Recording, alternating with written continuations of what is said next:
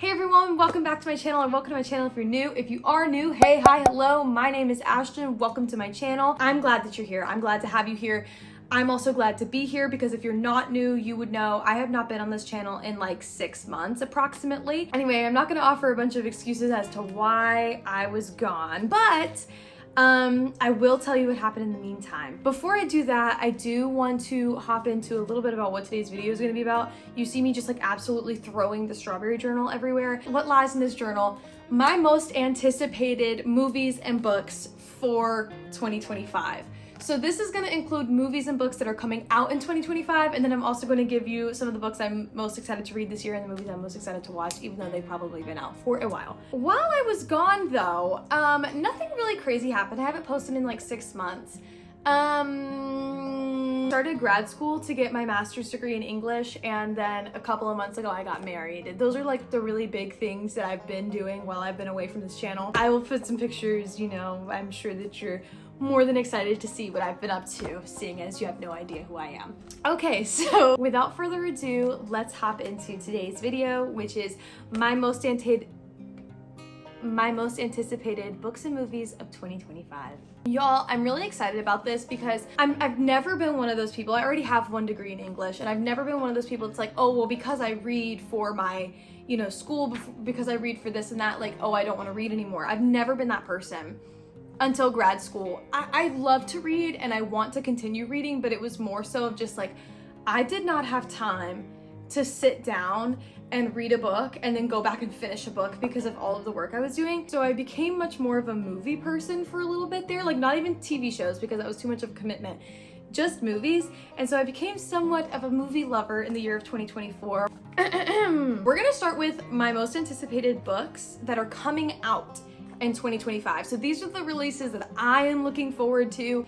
My number one book on this list, I have been waiting, it is my favorite, is Oathbound, which is the 3rd Legendborn book in Tracy Deonn's Legendborn series. So Oathbound comes out March 4th, so it comes out pretty soon. I am so excited. And this is supposed to be a 4-book series. So I'm like excited and devastated because I know when the 3rd one comes out, I'm gonna read it and be like, oh my gosh, like Tracy Deonn's a genius. Like I really got to get into that. And then I'm gonna read it and then it's gonna be done. And then I'm gonna have to wait for the 4th one. But honestly, Legendborn is one of my favorite series. It's so good. If you're really into YA lit, this is definitely up your alley. But even if you're not into YA lit, I know a few people who like YA just kind of gets on their nerves, but these characters they really feel like they connect with. So even if YA isn't one of your top genres anymore, or kind of that age range that you're still reading, I would still recommend Legendborn. Okay, the next thing that's coming out that I'm excited about, just like everybody else, sue me, is Sunrise on the Reaping. I think that's what it's called, which is Hunger Games 5.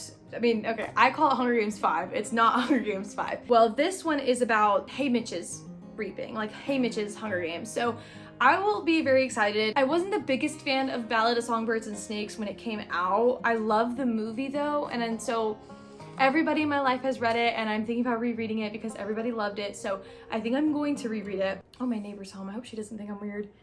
Anyway, so yeah.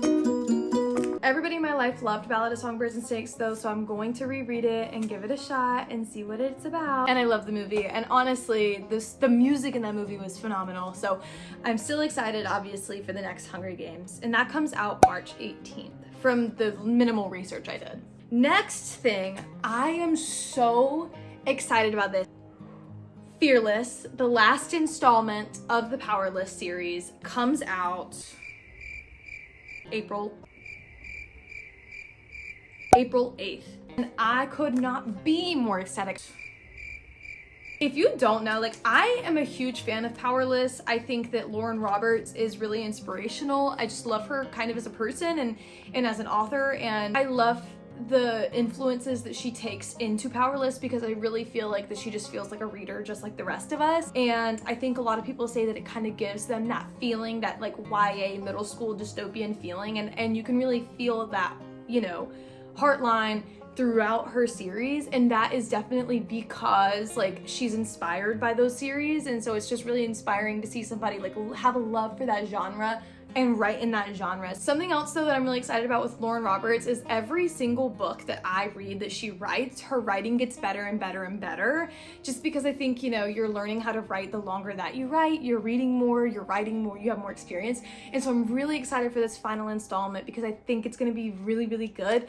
And also, I just think that with how quickly she's turned these out, I think that she's probably already thinking about some other idea out in the universe. So I can't wait to hear what comes next for Lauren Roberts. Lifelong fan here. So also, I felt like I needed to put on this list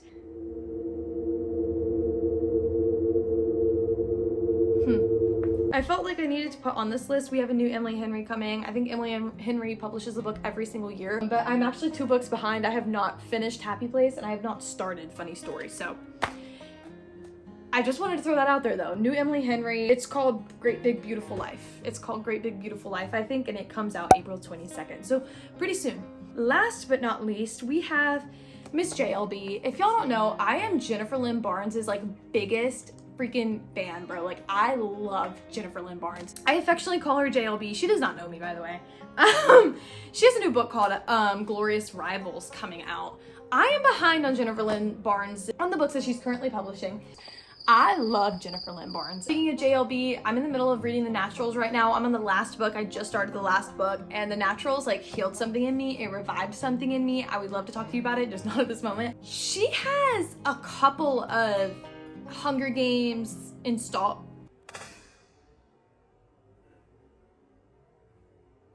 Inheritance Games installments out that I have not read. I have not read The Grandest Game, and that has been out. I don't know if you can see it, but it's on my bookshelf. That's been out. It's right here on my TBR. I don't know why I chose that as my designated TBR shelf, but literally Legend Board and Bloodmarked are right there, and I literally read both of those. Anyway, those are on my TBR. I know that she has The Grandest Game and Games Untold. I didn't even know Games Untold came out. I don't really know what it's about. I'm kind of behind on my JLB lore right now, which makes me feel like a fake fan, but she has Glorious Rivals coming out. I'm really excited though, because that's the sequel, I think, to The Grandest Game. And though it takes place in the Inheritance Games world, it's still like almost like a separate, like, okay, like new trilogy type of thing, like new characters.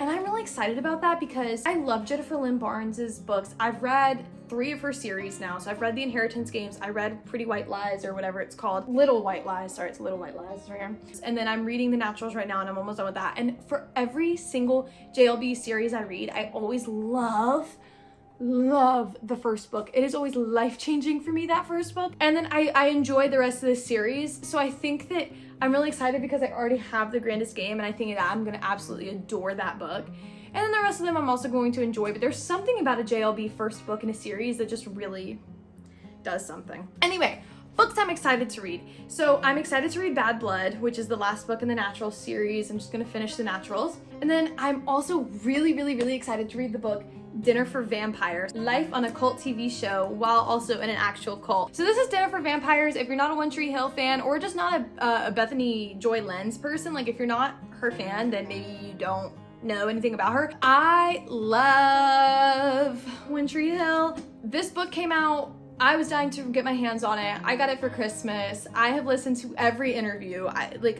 Every single press thing that she's done about this book, I was there. If you don't know, it's basically just life on a cult TV show while also in an actual cult. She was in a cult, she's talking about it, this is a memoir, you're welcome. Next we have Grandest Game. I just went into that, so I'm not gonna go over that again, but I am excited to read it. Then we have Happy Place and Funny Story. I just told you 5 seconds ago that I haven't read Happy Place and Funny Story. That is very high on my TBR.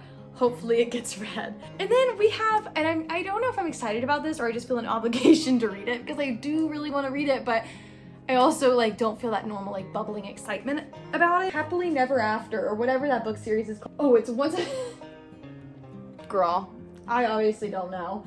Once Upon, oh my gosh. So it's Once Upon a Broken Heart, The Ballad of Never After, and The Curse for True Love. And if you see that all 3 of these are a different edition, there's absolutely a reason. So this is Once Upon a Broken Heart. Actually, I bought it. I think I have 2 copies of this book. I don't know where the other one is. I think I might have given it away. But this one is a special edition of Once Upon a Broken Heart that I was gifted. Then this is The Ballad of Never After. We have A Curse for True Love, which is hardback because I was like, oh, I need to buy the series. This was before the paperback came out. I don't know. I don't know. I don't know. I can't explain it. All I know is that they're all three different. Hope that doesn't bother you. Welcome to my channel. Moving on to movies. I'm so excited to talk about movies with y'all. I'm so excited to talk about movies with y'all, so let's yap. Honestly, a lot of the movies I was really anticipating came out this year, so I went through a list to try to see if I could figure out like what I was really excited about for next year. And to be honest, I only came up with two that I like remembered were coming out that I really wanted to see. Movies that are coming out next year. Obviously, Wicked for Good, which is the second installment of Wicked. I've never seen Wicked. I've never allowed myself to listen to the soundtrack all the way through because I've always wanted to be like, no, like I'm going to see this one day. And now they're bringing it to the big screen and I'm really excited about it. And I loved the first half. Anyway, that comes out November 21st, 2025. The thing I'm really excited about is The Housemaid. That comes out next Christmas, or it's projected to come out next Christmas. It's starring, you know, Sydney Sweeney, Amanda Seyfried, and Brandon something. He was in It Ends With Us and he played Atlas. I'm very excited about The Housemaid. I actually just read The Housemaid. It was the last book I read last year. Actually, that's not true. The Naturals was the last book I read last year, but it was like the second to last book I read last year. I just flew through it. It was giving like Lifetime soap opera and I was loving every second of it, and me and my mom were totally hooked. Like we were into it. Me and my mom, we will be in the theater, we will be sat, and we will be watching The Housemaid because we're very excited. Moving on from the anticipated releases of 2025, I am going to talk to you about some of the movies that I will be watching in 2025. I have put them off long enough. It is time. Okay, number one, A Complete Unknown with Timothée Chalamet and Elle Fanning. I love Timothée Chalamet's movies. There's something about the projects that he takes that I just really feel like connects with my soul. Like there's definitely something there. Like I think it really just has to do with like, oh, he's interested in projects that I would have been interested in. Like he's interested in scripts and movies that I would have been interested in watching either way. So it's nice to just have a through line. I can just follow him and find all the movies that I like, you know? That's the only one that's still in theaters. Next we have Good Will Hunting. Surprise, surprise. I feel like that there's like the big three, right? Like I feel like that there's the big three.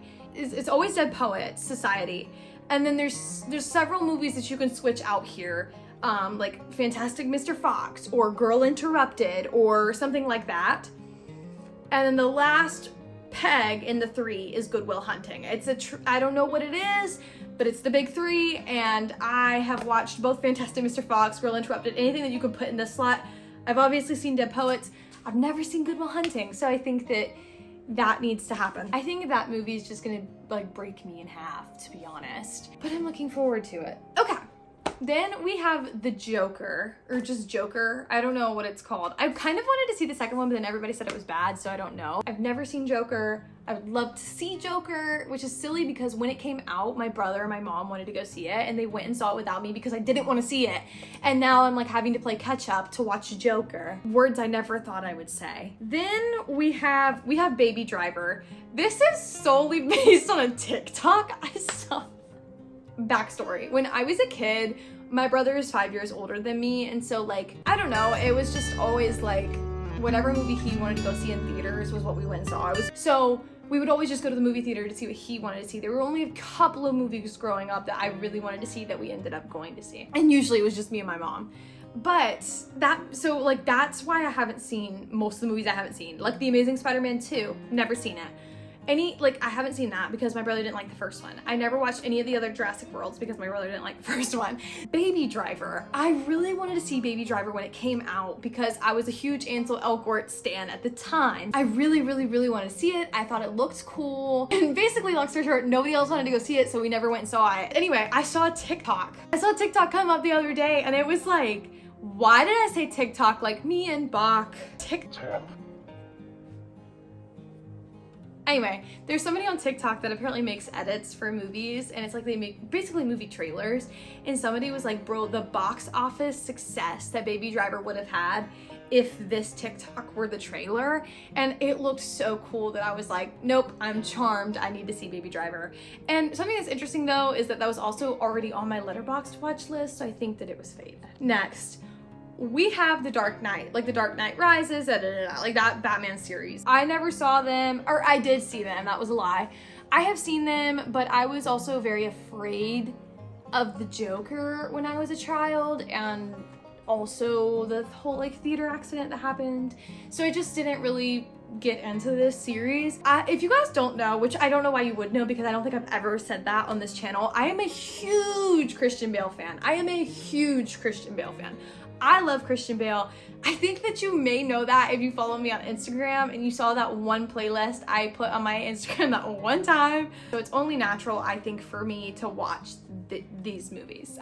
I can't really explain it much more than that. Last but not least, we have Dune 1 and 2, because I really wanted to go see Dune 2 when it came out in theaters. I didn't really have any interest in going to see the first one despite the star-studded cast, but when Dune 2 came out, a lot of my friends were talking about how good it was and like how they really wanted to see Dune 2 because they loved Dune 1 or like the first one, and then like when they saw Dune 2 they were like, oh my gosh, it's so good, like you have to go see it.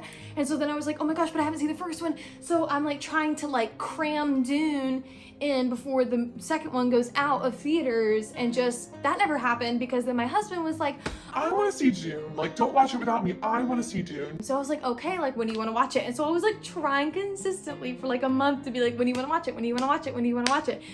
I don't think that he wanted to watch it like that, you know? I think it was more of like a, I want to see it at some point, we can watch it together, because he's a huge Star Wars fan. Needless to say, Dune 2 went out of theaters, and I still haven't seen Dune 1 or Dune 2, and me and my husband had a conversation yesterday. Dune came up.